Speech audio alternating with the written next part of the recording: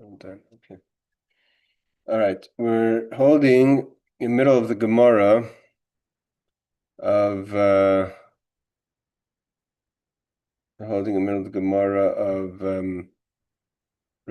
Megillah, page 11a in the bottom. Let's share the page. Okay. So we're going to a very interesting Gemara right now.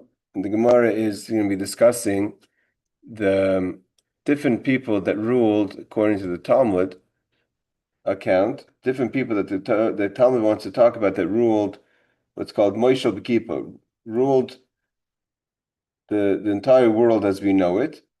The Kippah is referring to anything under the sky. So the Gemara says, Tana Rabbanan, we learned, the rabbis have taught us as follows. That Shloisha, there were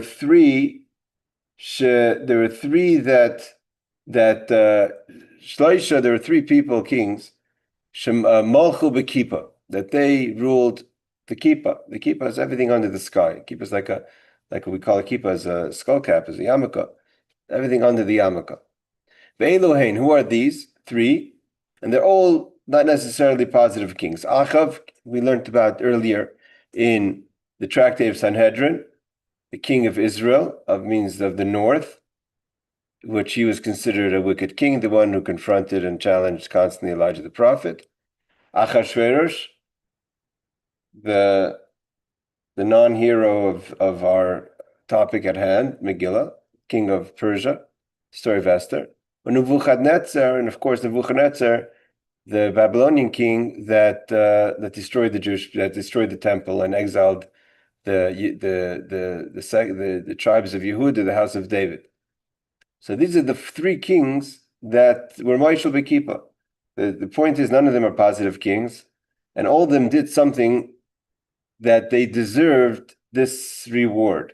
Nebuchadnezzar, it's brought down, like we learned in Sanhedrin, gave tremendous respect to how one should describe the king of the Jewish people, the God of the Jewish people, and because of that, he merited three generations of royalty. Hajili.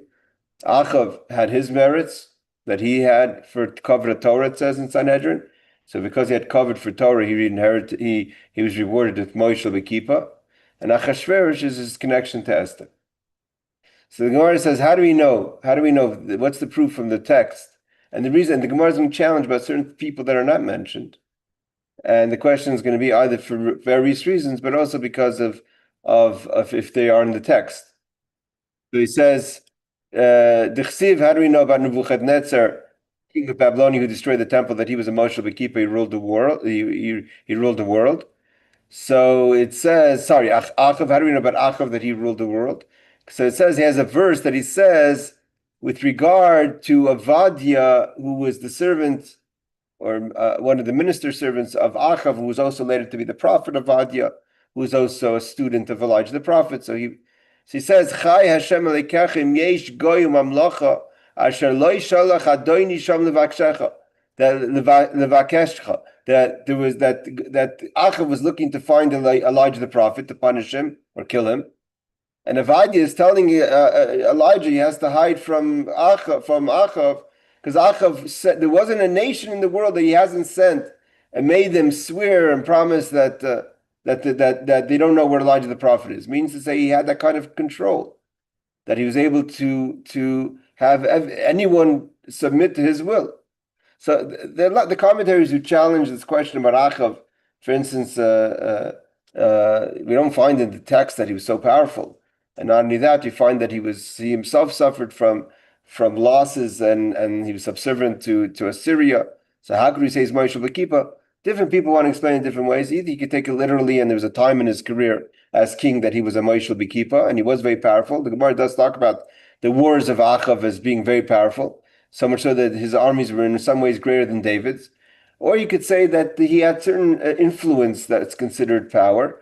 For some say that because he worshipped every idol, everyone wanted to kind of make him part of their story.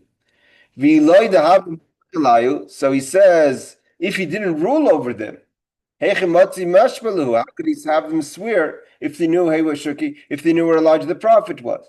So from here we see from this verse that the power he had in searching for Elijah means that that Achav was a Moishel Bekeeper. He ruled the world. So that's the story of Achav. Rashi says Moishel. What does it mean Malchai Bekeeper? What does it mean someone who's ruling the world? So the Gemara, the Rashi says Tachas Kol Kippus Harukiah. The word keeper means under, like the keeper, the covering, the sky, under this, anything that's under the sky, which is an expression used to say the person rules the world. So Tosfos right away asked the question. There's one person obviously missing from this list, aside from others that we're going to ask soon in the Gemara. Why didn't they count Alexander from Greece?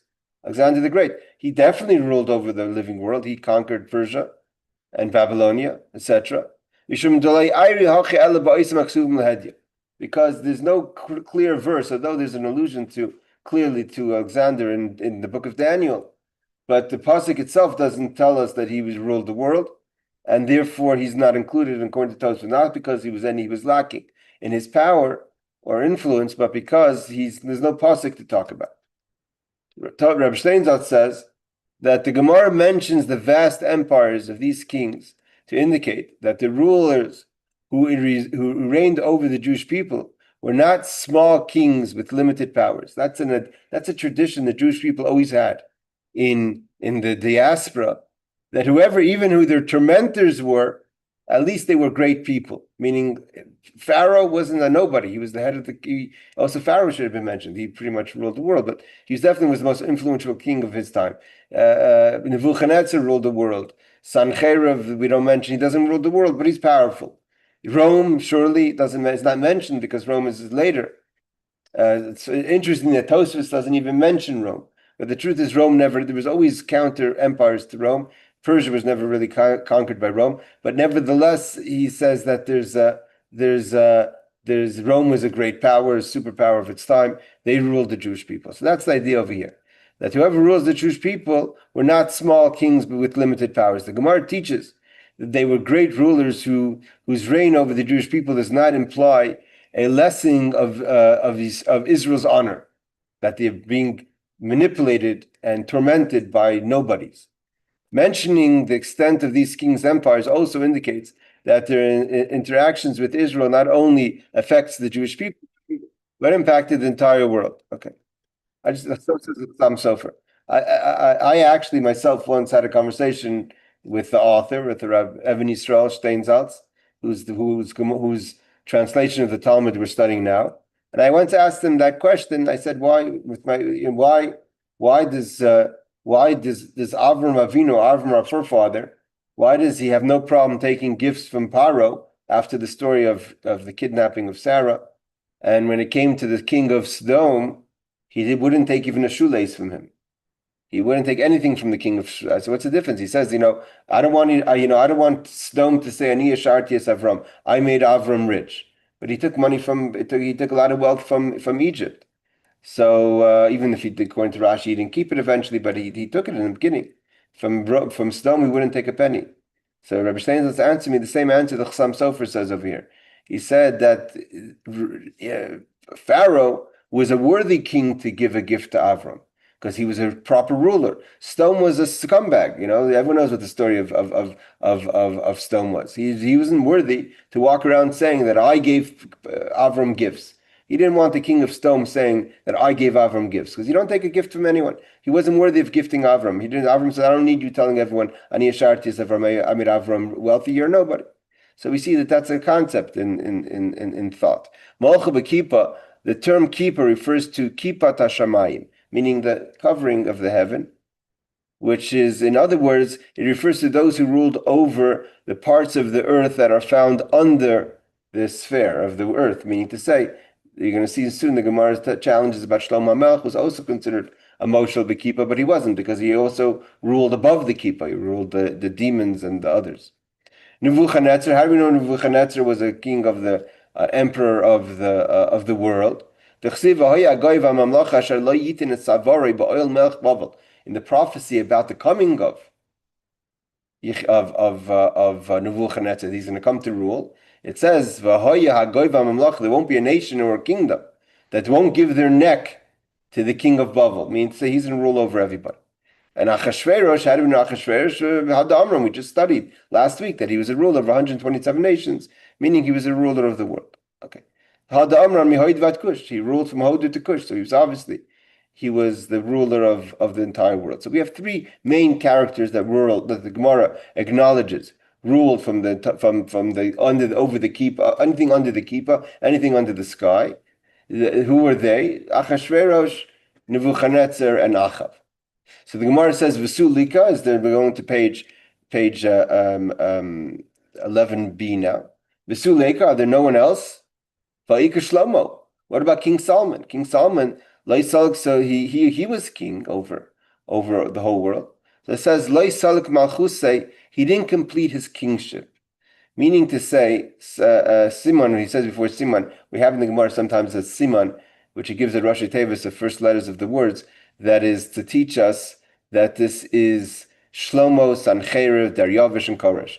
We're going to challenge the Gemara about only these three. What about Solomon, King Shlomo, Sancheriv, the king of Assyria, right? The Nineveh, he was the ruler of the world seemingly.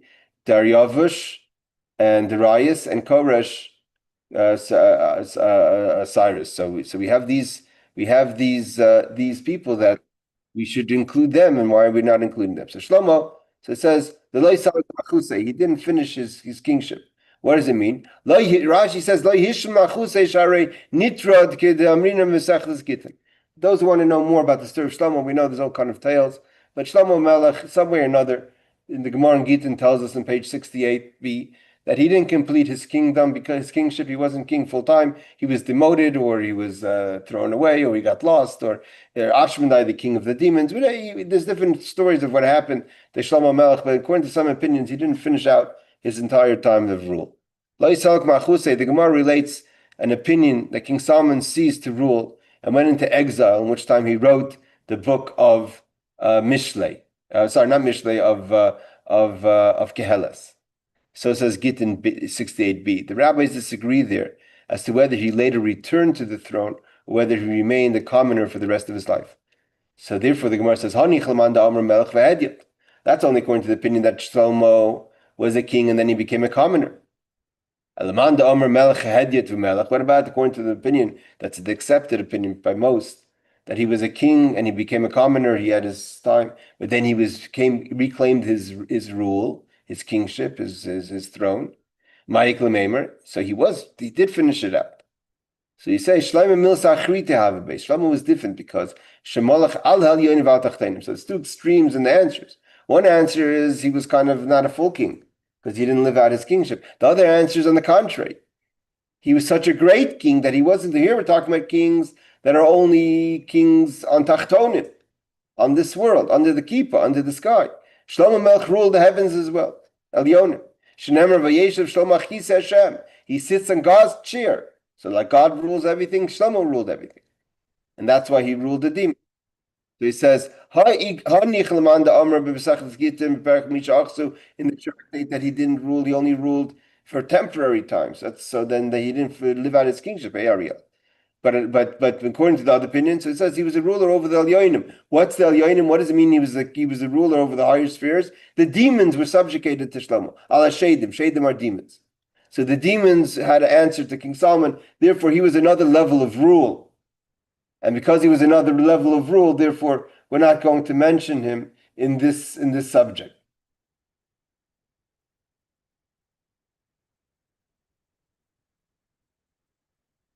There's all kind of answers about this idea, but let's first see what Rav Steinzalt says. Rashi writes that Shlomo reigned over spirits and demons. See the Marsha. However, even if Shlomo ruled over both the heavenly and earthly worlds, why would that be a reason not to mention him among those who ruled over the entire world? On the contrary, he should be added to the list surely because he ruled even more than most kings.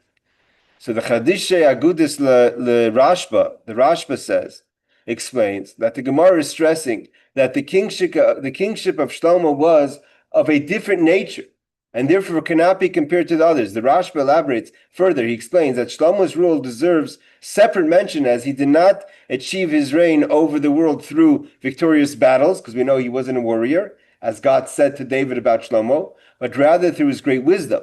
This wisdom also enabled him to reign over the heavenly worlds. So because he was a moishel on the nefesh, not just the guf, the spirit, not just the body. So therefore he had, that's what the Chassam Sofer adds to the Rashba, but basically he ruled in his wisdom ruled versus the power of the mind versus the power of the hand. Therefore he's in another league of his own. He doesn't get mentioned amongst these, so to say, great kings, but not on the level of Shlomo HaMelech. The Gemara continues, okay, fine. So Shlomo we're not going to mention because either his greatness or he didn't live out his time. But what about Sancheriv? Oh no, Sancheriv ruled the world, right? Sancheriv, we learned in the Gemara talks about Sancheriv. That the Rebbe, I heard a speech from the Rebbe once, when the Rebbe talks about, the Rebbe says that the greatest description of Nebuchadnezzar's power doesn't come close to the power of Sancheriv.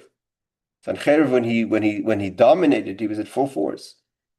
So how could it be that we don't mention him as a Moshe B'Kippah? Not just he ruled the world, he mixed up the world, so much so halachically. The effective Sancheriv is effective till today. Sancheriv was a king that reshaped the world.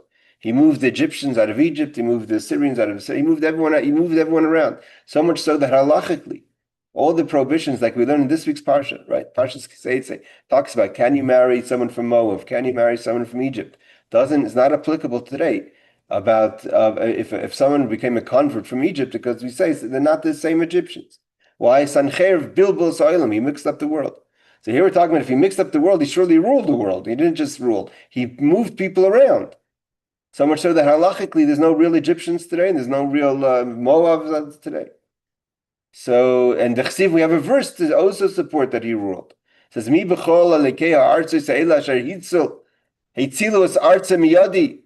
Who are they among all the gods of these countries that have delivered their country out of my hand? Meaning to say, you have a God, no one saved you from me, I ruled everyone. That's what Sancheriv boasted. So this is what he means. Ha'iki Yerushalayim Dleikovsha, the main, the diamond of the world he didn't capture. He never captured Jerusalem, right? He fell at Jerusalem. He sieged Jerusalem. But God saved Chizkiyahu, as we learned in Sanhedrin. He never captured Jerusalem. Surely you can't say that he ruled the world. As powerful as he might have been and as influential as he might have been, if you don't rule Yerushalayim, you don't rule the world. And this is why this is an obsession till today that everyone has with Yerushalayim, right? Yerushalayim is a small city. I'm here now in Yerushalayim. It's a small city. It gets more attention than any other city in the world, politically and other levels. Who has an embassy in Jerusalem? Who doesn't have an embassy in Jerusalem? Why? Because if you don't rule Jerusalem, you don't rule the world. What about Darius? Like it says about Darius Malka Ksav L'chol Amima, he wrote to all the peoples, nations, V'lishnaya, and languages, the Dorin V'chol Arish Shloimchan, that dwell in the earth. He wrote to them peace. Yaske, peace be multiplied to you, meaning he gave a blessing to everyone.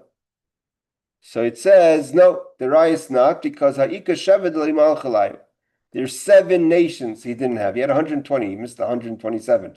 Achashverosh had 7 more than him, so he had those 7 nations. Because it says, Shfar Kadam, Dayavish Ve'hekim al Machusay, Lachashtarpanaya Mevesrin. So basically it says, that pleased Darius is set to the kingdom 120 straps. He had 120 nations, but he didn't have 127. It's apparent here that Darius did not rule over the entire world, for his son Achashverosh ruled over 127 provinces, an additional 7. So Achashverosh, the son of Darius, had another 7. There's 2 Dariuses. There's Darius, the son of we call what's called Darius, the Persian. And you have Darius, the son of Achashverosh, and Esther, which helped build his temple. We're going to learn about the 2. We're going to bring both of them up later in the next piece of the Talmud.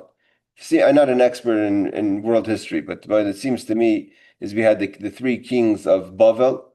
We had Nebuchadnezzar. Bring up the next one. I forget his name. And then we learned about him. And then we have Belshazzar. He was the 3rd one, and he died. He was killed. He was captured by the Medes and the Persians. And then you had I believe you had Daryavish and Koresh, and then you have Achashverosh. So I think when it says the father, his son Achashverosh, Reb Steinsaltz means to say that again, the how it worked exactly. But Daryavish the first is the one who had 100, and Achashverosh had 127. So he had 7 less. So he didn't rule the world. What about Koresh? Koresh is Cyrus. Koresh Melech Paras. So said Koresh, the king of Persia. Kol Mamlachas Aretz Nasan Li Hashem. God gave me all the world, all the countries of the world. When he gave out the edict to allow the Jewish people to return to the land with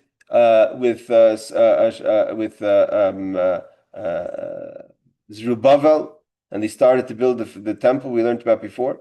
He was boasting; it wasn't true.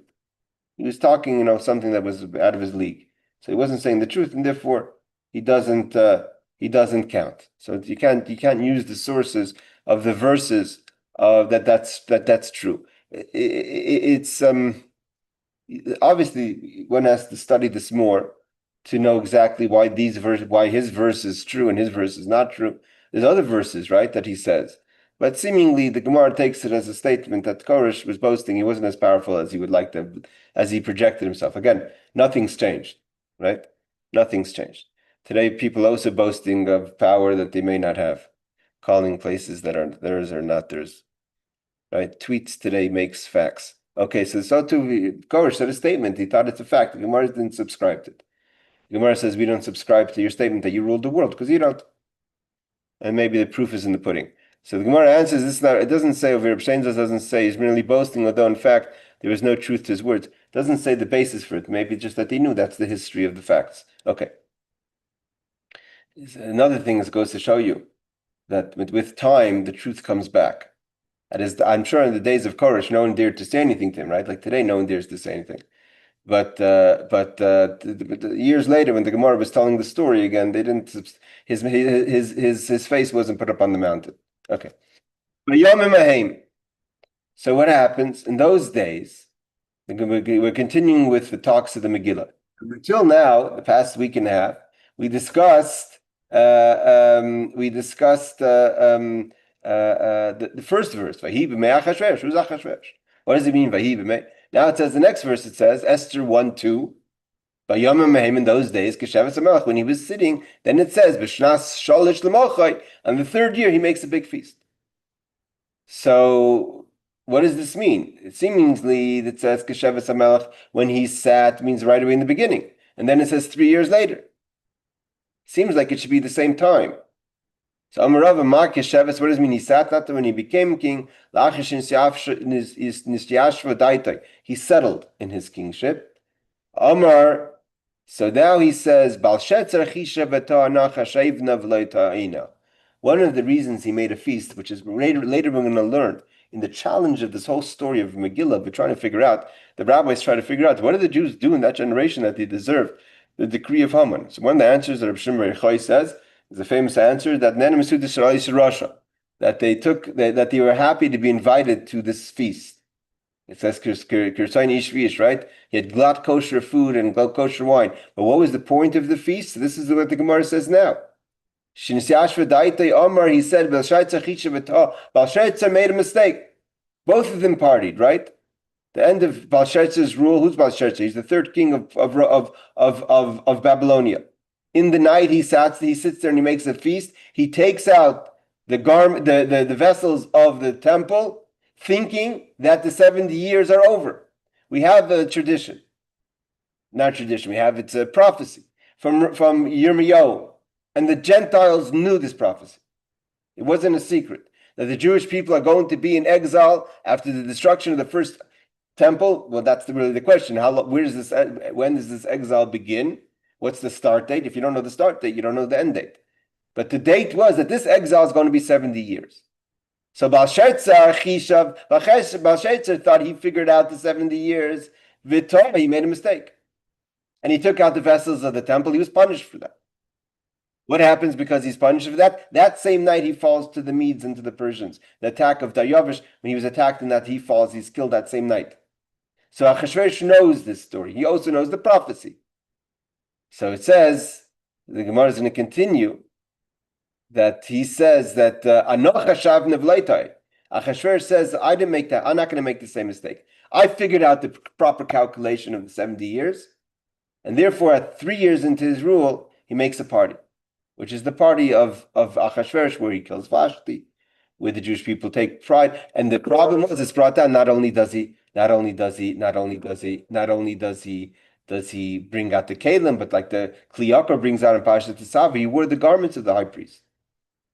Why? Because he figured that after 70 years, it's not going to be true. The prophecy didn't happen. They're trying to figure out when. So it's an amazing thing. Nothing's changed really in the mindset. We have a prophecy that Yirmiyahu says 70 years the Jewish people are going to be in exile. Belshazzar miscalculates, as we're going to see soon, the different calculations. Achashverosh knows he calculates, and he knows he miscalculates, and knows that he's punished because of the miscalculation, because he took out the Kelim Beis HaMikdash, which he shouldn't have done.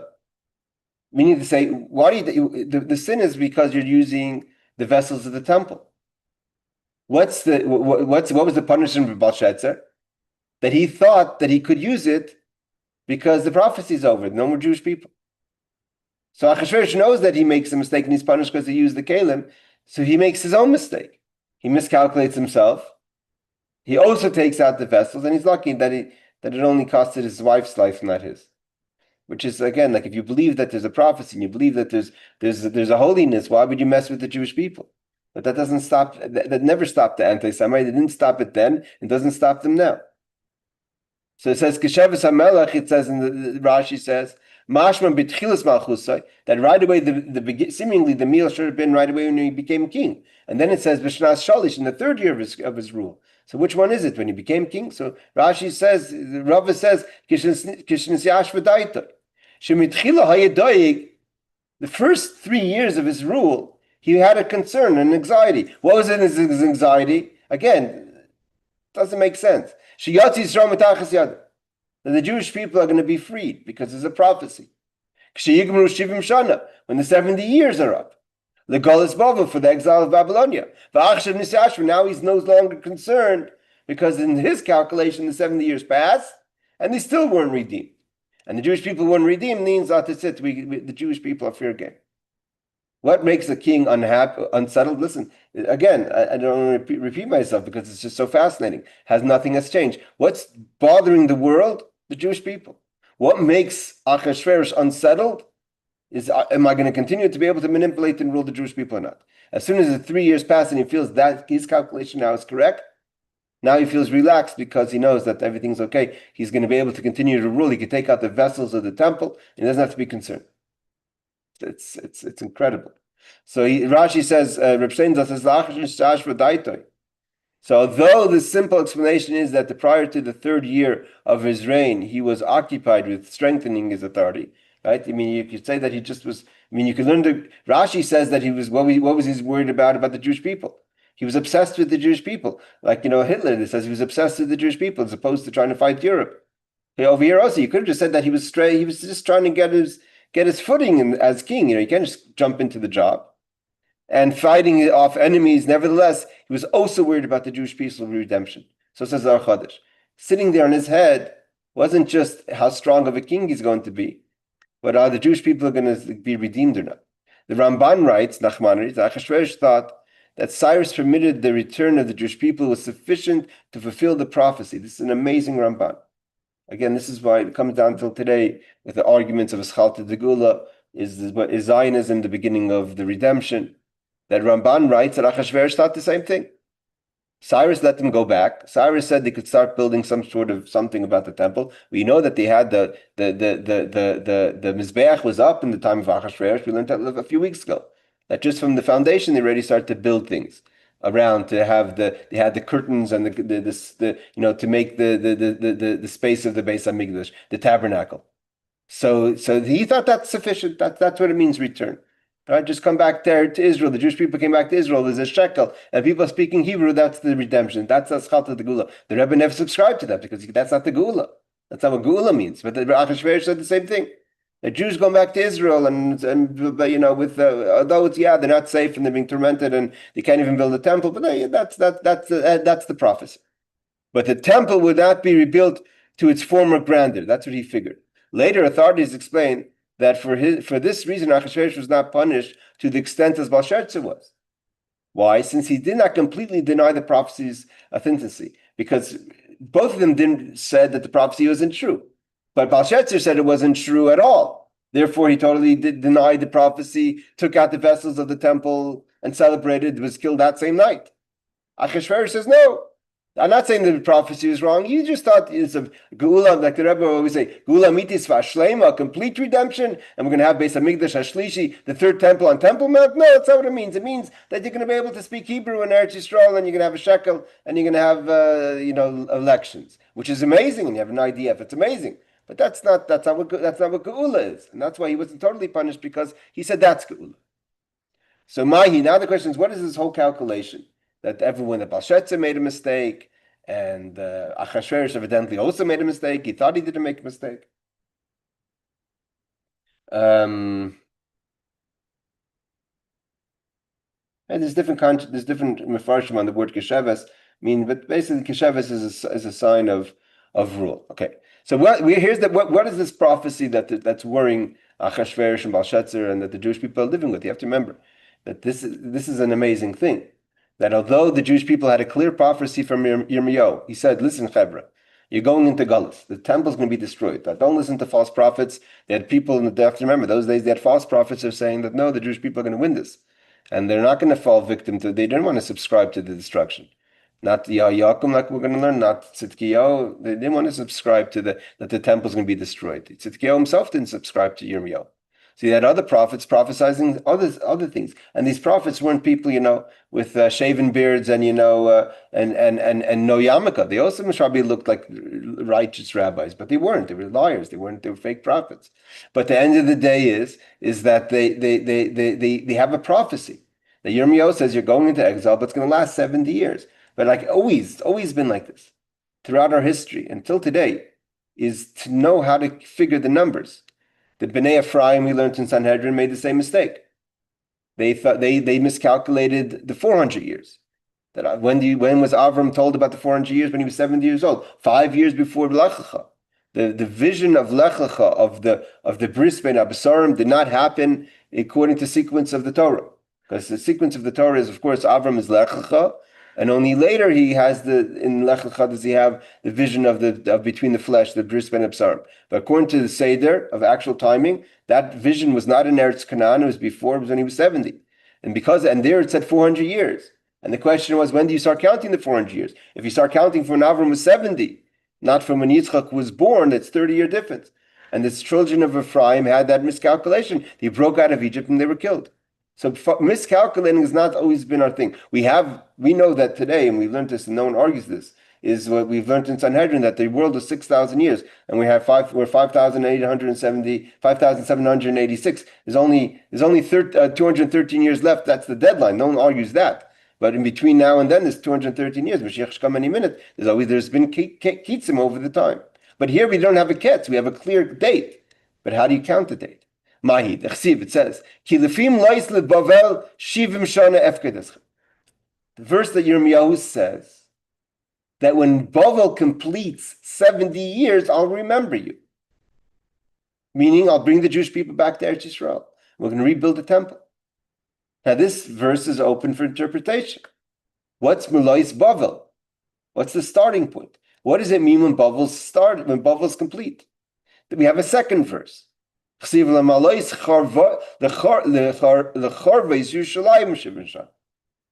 when it's a complete of the destruction of Jerusalem 70 years. Those are not the same dates. The destruction of Jerusalem and 70 years from Bavel. Seemingly, but that's what we're going to see. Belshazzar's miscalculation was he counted when Bavel started as a kingdom. And he was right. Then if you count that date, then he was 70 years. But the second verse says from the destruction of Jerusalem. That didn't happen. There's a gap in between those years. It wasn't destroyed the first year Nebuchadnezzar became king. So therefore, he didn't really put emphasis on this verse. The prophecy he put was on the first verse, which after Bavel 70 years, I'll remember you. So he waited 70 years until from when Bavel started as a people, as an empire. The second verse that Lamalais Charvois Yerushalayim, that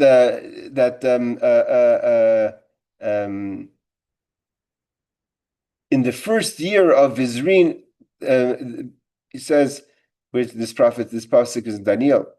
He says that he will accomplish for the destruction of Jerusalem 70 years. That's in Daniel. So that's a different prophecy. That's Daniel.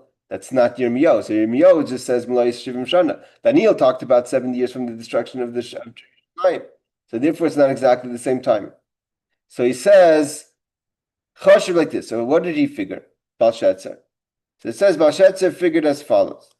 Number one is he said Limlois Choshev Arbaim v'chamesh Nebuchadnezzar. Nebuchadnezzar ruled 45 years as king. Ve'esrim mutlas the Evil Marach. Evil Marach, that's the second king, which I mentioned, forgot his name before. He was 23 years. So 47, 45, and 20 and 23 years. So we have 28, we have 68 years. Retredi Day in his two complete years of Belshazzar. Hashivim is 70 years. As soon as the 70 years went up, according to his calculation, he said, I'm going to take out the vessels of the Holy Temple, I could use them. The prophecy isn't true. I don't have to be scared of the Jews. We could disrespect them, we could take out the vessels of the temple. So therefore, that was his cheshbon, that was his calculation. Mahi cheshbon Belshazzar. So what was the mistake of Belshazzar? Because the verse says, Lefli Malais Bavel. Kisaver, so Belshazzar thought, L'malchus Bavel miyom shenot leBavel malchus. From when Bavel became a kingdom, and who did he become?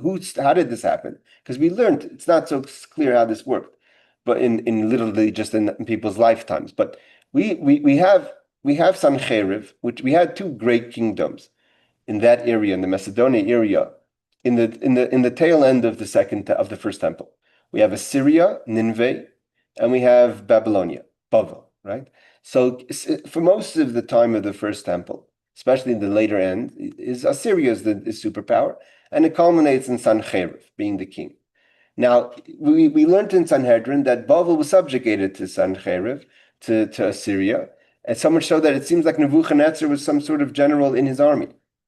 Although that means he would have to live very long, because Sancheriv was like 100 years before the destruction of the first temple. So we'll put the lifespan out of it. But it says over here, Rashi says, that he counted from when Bavel became a nation. What does that mean? Not from Nebuchadnezzar was born. There's a fellow called Aser Chadon. We have to assume he was not Sancheriv, he was another person. That Nebuchadnezzar rustled his rule from Ashur, from Assyria. And then Babylonia became a people. And on that date, Belshazzar counted. And he ruled himself king. And we have a prophecy from Yirmiyahu that's going to happen, like it says before, that Nebuchadnezzar ruled the world. Everyone is going to be a subject of Nebuchadnezzar, but he takes it from Ashur, and that's when Belshazzar starts counting the 70 years. It makes sense to him, and it's not he's not so crazy, because it's kind of the verse seems to seem that to allude to that. So Chashav Belshazzar made Nebuchadnezzar. How long is Nebuchadnezzar king? And the Gemara is going to show these 45 years how they are. Evil Moirach is 23 years. Vitarti Didei in 2 of his years. Deshcham de Belshazzar Malach Tlas Shnin. He was 3 years. Dechsiv v'sefer Daniel b'shnas shalish l'malchus Belshazzar HaMelech Chazer Nira Elai Ani Daniel. The vision that he has, which is the vision of the destruction of Bavel. And that night, the writing on the wall, the expression, the hand in the writing, that was at the meal of Belshazzar. He was celebrating. That same night, the Persians broke in and says it was a clean war. No one died. They just captured the city. It was over. But it's kind of the two. We're going to see the years are not complete years. They're for 2 years, 3 years. So basically, at the completion of his 2 years, based on his math, the thing is, there's a rule. Whatever, it's not a pleasant rule, but I'm just saying there's a rule. It's called the 5-minute rule. Someone leaves your house, wait 5 minutes, before you start discussing. And you shouldn't discuss anyone at all, but there's a concept that you don't have to do it the second afterwards. Belshazzar is waiting for the second, and then he goes and makes a party. And not that his calculation would have been different if he waited a month, But he was kind of, as soon as he calculated his calculation, that's 7 years. He takes out the kalim. That's what's bothering Belshazzar. The Jewish people can be redeemed. He's a ruler of the world because he took over the kingdom of Bavel. Until he falls, he's the ruler of the world. What's sitting on him is Jerusalem, right? Open up the news today. The Mount Israel's a tiny country. It's one of the things that kills the anti-Semites. How could such a small country be so popular? And so everyone's talking about one little country, Eretz Yisrael, is 9 million people, Ken Yirbu. But that's the way it always was. It's not a new thing. So now the Gemara says, but how do we know that he was 45 years? How do we know that he ruled 45 years? Because the Rabbi Zeftar is Galus b'Sheva, Galus b'Shmoina, Galus b'Shmoina Esrei, Galus b'Tshah Esrei. Okay, so this is a tricky language. Rashi's going to teach us about it, meaning to say like this. Just to say it outside for a second, basically that we have Nebuchadnezzar deals with Assyria his first year. His second year he conquers Jerusalem. Yehoiakim is king. Now Yehoiakim comes king, as the prophecy talks about in Exile, is when in Nebuchadnezzar's positioning himself as king, he fights against Egypt, and the Egyptians go and they kill his father Yeshayahu. So this already started in Yeshayahu's life. They killed Yeshayahu in the battle against the Babylonians. The Egyptians kill him. They put in a new king. That king doesn't last long. Yehoiakim becomes king. Yehoiakim becomes king. He's the son of Yeshayahu. He becomes a subject of Nebuchadnezzar, but he remains king. So he's been king before. At what year of Nebuchadnezzar's rule is Yehoiakim dethroned? Meaning what happens is Yehoiakim is a horrible king. He's one of the worst kings we learn about him. He's just a horrible person, like in every way. But they call him the Jewish Caligula. He was just really horrible. So he's prophesied about his fall, and he gets taken and killed by Nebuchadnezzar. But it's a 7-year period. So Galus b'Sheva, Galus b'Shmona. Then it's a 7-8 year period. We'll see what's 7, what's 8 of Nebuchadnezzar when he gets rid of Yehoiakim. Then he puts in charge Yehoiakim. He puts Yehoiachin, his son, in charge. That doesn't last long because that was a bad idea. His generals tell him, why would you put the son that you just demoted the father? Why would you put his son in charge? He says that you're right. He gets rid of the son, Yehoiachin. He goes into prison, but incidentally, he's the future of the Jewish people. Yehoiachin is a king for a few months, but he's the one who's today, the house of David, are the survivors of Yehoiachin. Zerubbabel was his descendant. Seemingly all the Rosh Galutas was his descendant. He later gets out of prison later by Moldavach, and what was his name? The Evil Morach. He gets taken out. The Evil Morach takes him out of prison, and Yehoiachin keeps the dynasty of David not as kings but as rulers of the Jewish people. Till today, the house of David is survivors pretty much from Yehoiachin. But after that, he puts Tzidkiyahu, the uncle, back as king, and then he rebels. So it's 7 years of Yehoiakim and pretty much 11 years of Tzidkiyahu, and that's the destruction of the temple. So it says Galus b'Sheva, Galus b'Shmoina. That's Yehoiakim. Yehoiachin, his son, is a few months. Then they put Tzidkiyahu. And then B'Shmona Esrei, B'Tshah Esrei, depending because the date of when he becomes king versus the date of when he captured Jerusalem the first time. So basically, take out the first year, 18 years after Nebuchadnezzar becomes king, he destroys the temple. Okay, so that's the math basically. So Rashi says like this: Galus b'Sheva, Galus b'Shmoina Chad, Galus. It's one exile. V'kroi kadarish ksiv. This is the verse. This is how it works. Ksiv beGalus Yehoiachin. When Yehoiachin was exiled. Now, again, just to give a little history.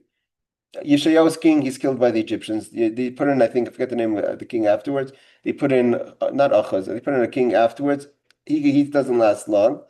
Yehoiakim becomes king. Okay, Yehoiakim becomes king under the Egyptians, and then he's captured by the Babylonians. He's a king himself, Yehoiakim. Again, a horrible king. He's the one who wants to kill Yirmiyahu. He's king for a total period of 11 years. At the end of those, in those 11 years, the last 7 of those 11 years, he's a slave to Nebuchadnezzar, a slave king for 3 years. He rebels for 3 years. Then he comes, he captures him on the 7th year, a total of 11 years of his rule. He's killed, but nothing happens to Jerusalem. They just put a new king in, which is Yehoiachin. When Yehoiachin, that doesn't last. It lasts a few months. They told him that's a bad idea. Then he doesn't just take Yehoiachin as a captive. That's the first exile. Mordechai, the best of the Jewish people are taken in that exile. That's the first exile. God moved, a big portion of the Jewish people were taken with King Yehoiachin 11 years before the destruction of the temple. That's what's mentioned in the Megillah, right? That Mordechai came with Yehoiachin. That's the second to last king. He was a king for a few months, the son of Yehoiakim. He comes, that's called the Galus, because there's a big amount of Jews, not just one king that's killed. So that's called Galus Yehoiachin. So Yehoiachin is a king for a few months. He goes into, he's exiled, put into prison for a period of 30 odd years, 35 something years. He's taken out later. He becomes a royal person as a royal subject of the king of Bavel.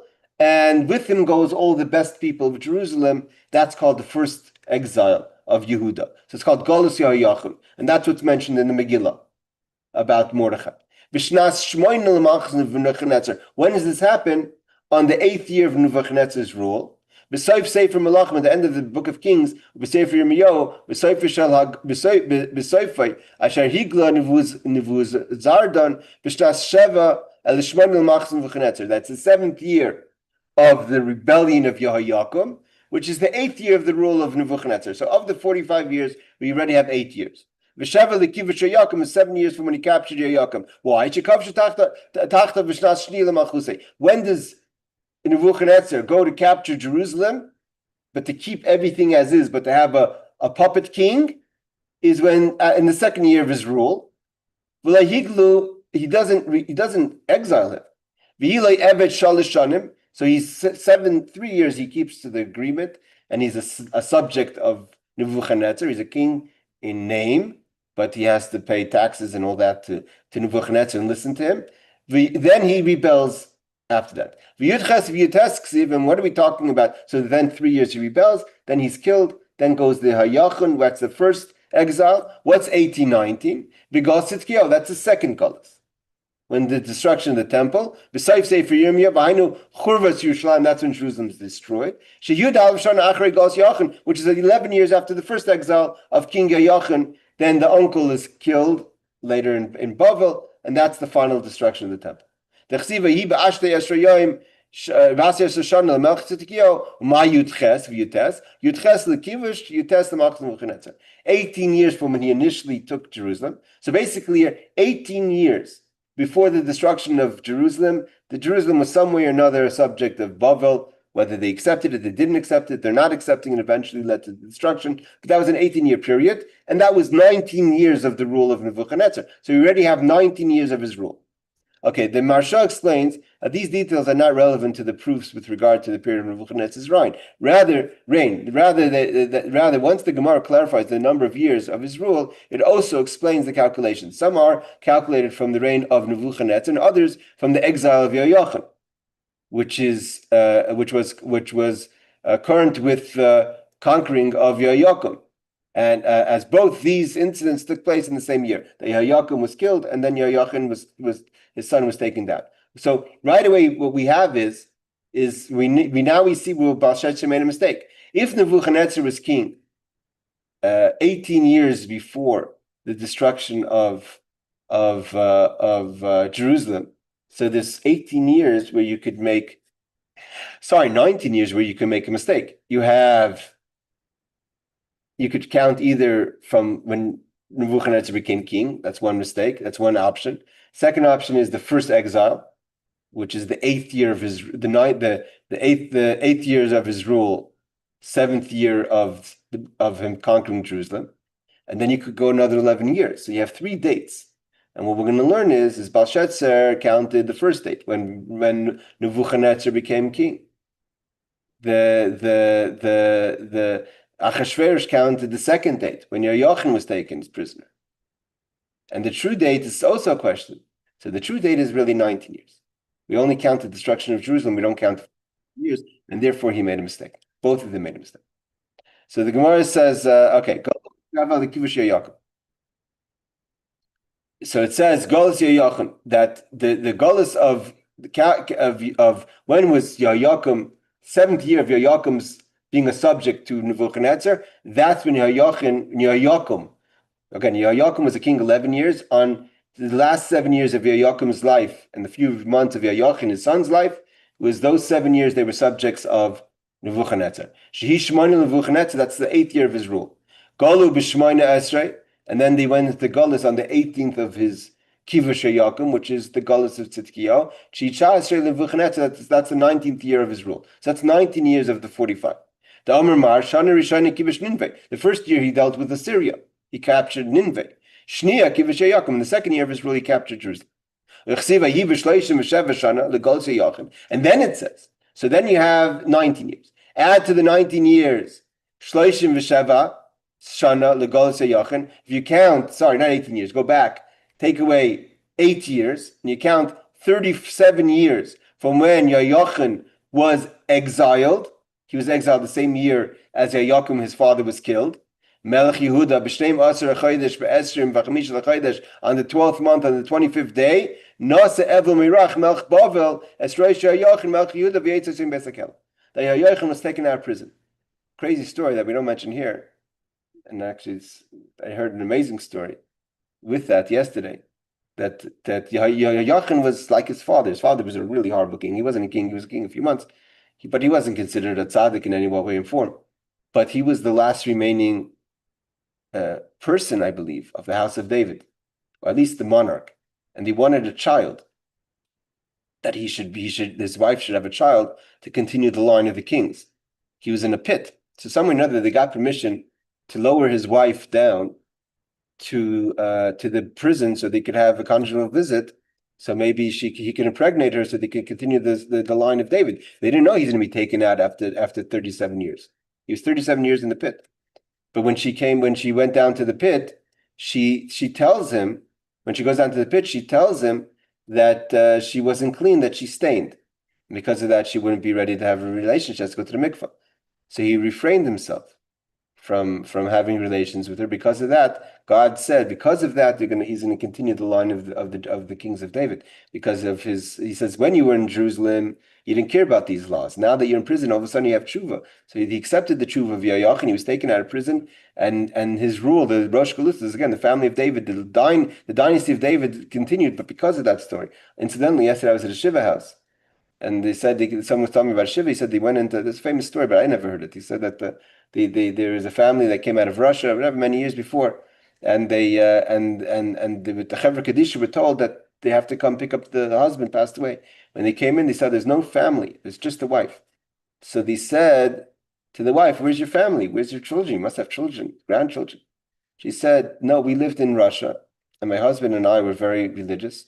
We lived most our married life that we were able to have children. We couldn't go to the mikvah. And because they couldn't go, she never was able to go to the mikvah. They never lived as husband and wife until they were able to leave Russia. And because of that, they never had children." So the same thing, Yehoiachin was the righteous. He didn't, this was one time. She lived many, many years with her husband, but not as a couple because they couldn't sleep together because she never was able to go to the mikvah. The Russians didn't allow it. So it says it's a side note story. It says, so he comes out of the prison, so that's 37 years. And so I'm just going to skip Rashi for a second. Tamne, if you count the 8 years before Yoyachin was exiled and the 27 years together, so that's the 45 years of Nebuchadnezzar's rule. But we're not going to skip Rashi because we don't do that. Shnia Kivish Yoyakim, the second year he captures Yoyakim. Kroi Kadarish B'Seder Olam. There's a Seder Olam that says like this. Chsiv V'Rosh Sefer Daniel. In the beginning of Daniel, it says, "B'Shnas Shalosh L'Malchus Yoyakim." When Yoyakim is 3 years king, Bo Nebuchadnezzar Yishlayim V'Yitin Hashem Es Yoyakim Yodei. Yishlayim is given to Nebuchadnezzar. The Babylonians captured Jerusalem, and Yoyakim, the king of David,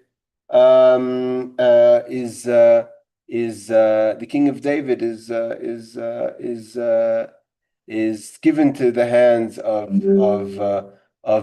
Bavel, of Babylonia. He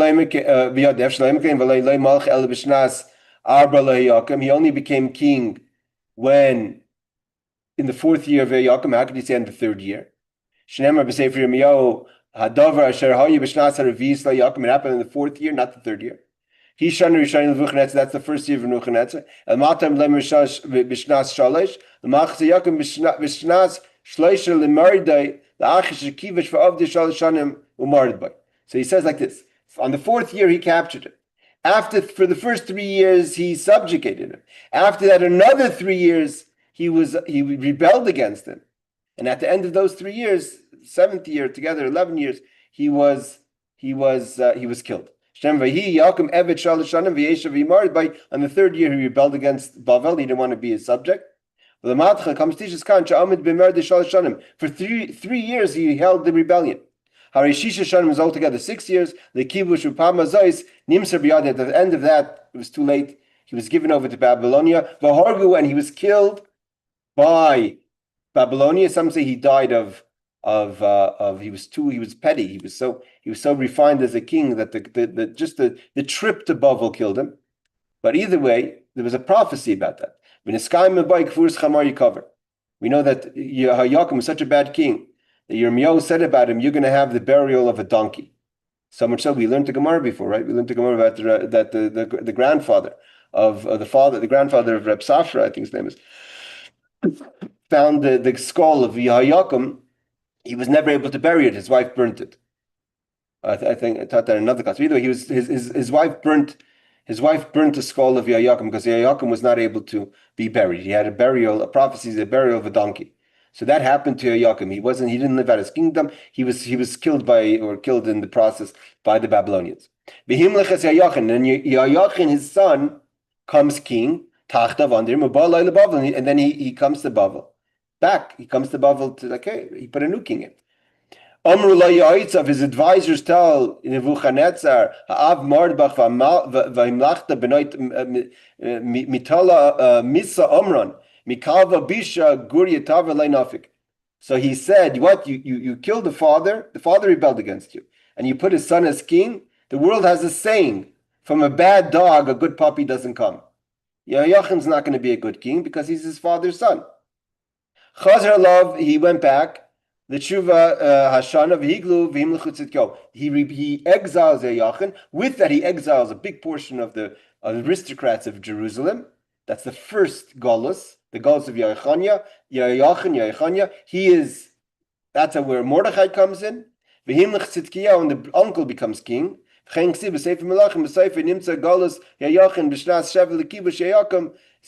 Yehoiachin get taken into exile? In the 7th year of his father, of the kivush, of the conquering of Jerusalem, because he conquered him for 3 years. He was a subject. He rebelled 3 years. In the 7th year, he was exiled. Therefore,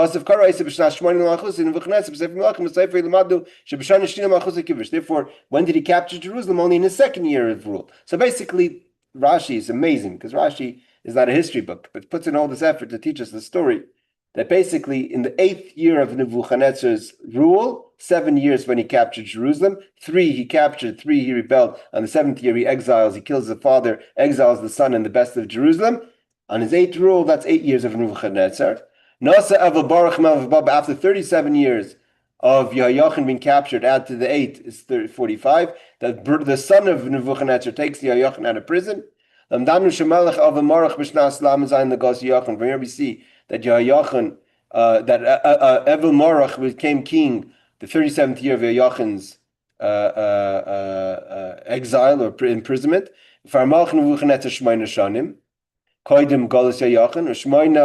Is that we have 8. So we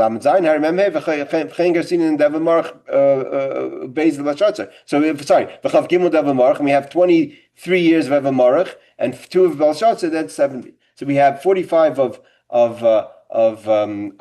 Nebuchadnezzar, 23 years of Evel Marach and 2 of Belshazzar, and that's 70 years. And that's his mistake. He takes out the vessels. He thinks that the prophecy is never going to happen. And how do we know that he ruled for 23 years? So we spent verses and calculations about Nebuchadnezzar. When it comes to Evel Marach, how do we know he ruled for 23 years? Gemara says, Gemara, we have a tradition. We know that he ruled 23 years. We don't have to give you proof for that. That's just what we know. So we could have answered the same thing about Nebuchadnezzar, but we don't. Betarti today in his 2 years, Hashivim 70 years, now truly The prophecy is not going to happen. He took out the vessels of the holy temple and he used them and he was punished, he was killed. Let's just see Rashi that he says, on the third year, because Rashi says we have 2 years. But in the third year, if he counts the full 2 years, again, we're going to see that the half years are counted as years, and therefore there was also a few months here, a few months there. That wasn't exact. I just want to finish off because the next piece goes to Achashverosh. We're only holding Belshazzar. We're trying to figure out why does Nebuchadnezzar, that Achashverosh, when he realizes that Belshazzar made a mistake, he waits until his calculation is right, and he again does the same thing. He takes out the vessels. He believes that Yirmiyahu is lying. It's not a true prophecy. The Jewish people will never be redeemed. It's not going to happen. Now it's all fair game. I'm going to put on the garments of the Kohen Gadol. I'm going to take out the Kalim in the base of English. We're going to learn that they're not the same Kalim. The vessels that Belshazzar had were the same vessels that were taken with Yochim. Those were sent back before that with Koresh. The ones that were taken with Tzidkiyahu, that's the one that Achashverosh took out. That's what Daniel says to Belshazzar. You rebelled against the King of Heaven. He says, but you have lifted yourself up against the Lord of Heaven, and they have brought the vessels of his house before you. That same night, Belshazzar, the king of the Kasdim, was slain. And the Persians came in, and that's the fall of Bavel. Daryavish the Mede, not the Daryavish, the son of Esther, the Persian. He becomes king when he's 62 years old. So you have to figure out this. We're going to figure out in a second those years. Those 62 years that he was king, the Medes were kind of a subject of the Babylonians. He rebels. He takes over the Babylonia, and then Koresh comes afterwards. He's not king long. Koresh, there was a deal between the Medes and the Persians because they're two different nations, the Medes and the Persians. Therefore, we have Galus Madai, Galus Paras, the Medes and the Persians, but they're kind of a single entity. They just kind of work things out, who's king and who's ministers. All right. Thank you for joining. We went a little slow today, but it's not easy calculations, and I put it together after we finish all this. We have it all clear with our good friend ChatGPT put it together to make it much clearer for us to have all the dates in front of us. But this is the history of our people, and it's not just the history of our people. To understand what's happening today, we have to understand what happened